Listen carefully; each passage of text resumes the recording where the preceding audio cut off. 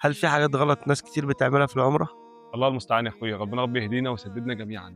أول حاجة نخلّي بالنا منها هو الزحام الشديد والخناقات اللي بتحصل عند الحجر الأسود، إنك تأذي مسلم أو تضربه ده ذنب كبير أوي عند ربنا، وخلّي بالك إن لمس الحجر الأسود هو أصلًا سُنّة، فأنت لو ما لمستوش ما عليكش ذنب وعمرتك كاملة. تاني حاجة خلّي بالك من التمسّح بأستار الكعبة، في ناس كده بتقعد تتمسّح في الكعبة وأستار الكعبة، ده طبعًا غلط، إحنا مش بنتمسّح في أي حاجة إلا اللي النبي قال لنا عليها، نحاول نلمس الحجر الأسود أو نحاول نلمس الركن اليماني، غير كده ما تتمسّحش في حاجة.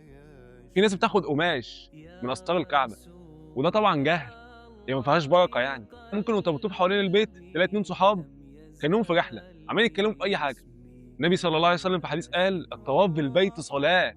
أنا أعظّم الطواف، كأنك بتصلي، الطواف بالبيت صلاة إلا أن الله أباح فيه المنطق اللي هو الكلام يعني، فمن نطق فيه فلا ينطق إلا بخير، فتحرص طول الطواف على ذكر الله وعلى قراءة القرآن وعلى الدعاء. خامس حاجة لو ناس طالعة عُمرة مع مشرف تلاقي الناس بتطوف بالبيت ومشرف عمّال يدعي وعمّال يرددوا وراه، وطبعًا الدعاء الجماعي ده في الطواف غلط وخلاف سنة النبي صلى الله عليه وسلم، الأصل إن كل واحد يدعي مع نفسه وندعي من قلوبنا، هادعي من قلبي إزاي واحد عمّال يدعي وأنا عمّال أردد وراه. سادس حاجة في ناس وهي بتطوف بترفع صوتها أوي بالدعاء، فتضايق الناس اللي حواليها، وأنا باطوف أذكر ربنا في سري ما أذيش اللي حواليّا. سابع حاجة في ستات بتطوف بالبيت وتلاقيها حاطة ميك اب وتلاقيها مبينة جزء من شعرها، أنتم بتعملوا إيه؟ الطواف بالبيت صلاة، وينفع نصلي بالشكل ده؟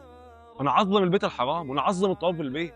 تامن حاجة في ناس وهي بتطوف بالبيت تلاقيها فاتحة فيديو وعمّالة تكلم غيرها، لدرجة إن أمي بتحكي لي واحدة فاتحة فيديو وبتقول لها خلاص أنتِ طُفتِ زيِّك زيي، ما هي شغّالة ال7 أشواط عمّالة تكلمها، بتضيّع طوافها في التليفون وبتكلم واحدة صاحبتها. تاسع حاجة نخلّي بالنا وإحنا بنطوف ما نخشش داخل حجر إسماعيل، ده جزء من الكعبة، المفروض إحنا بنطوف حوالين الكعبة، لو أنت بتطوف دخلت داخل حجر إسماعيل يبقى الطواف غلط.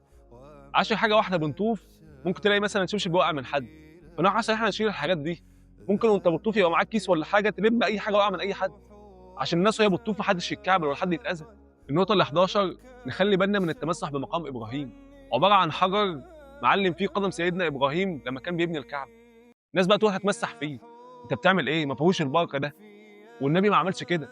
النقطة ال12 في السعي من الصفا للمروة في ميلين خضر كده زي بداية سباق ونهاية سباق، المفروض الرجالة بس بتجري فيه بأقصى سرعة، في ستات بقى ما تعرفش فتشوف الرجالة بتجري معاهم، وده طبعًا ما ينفعش.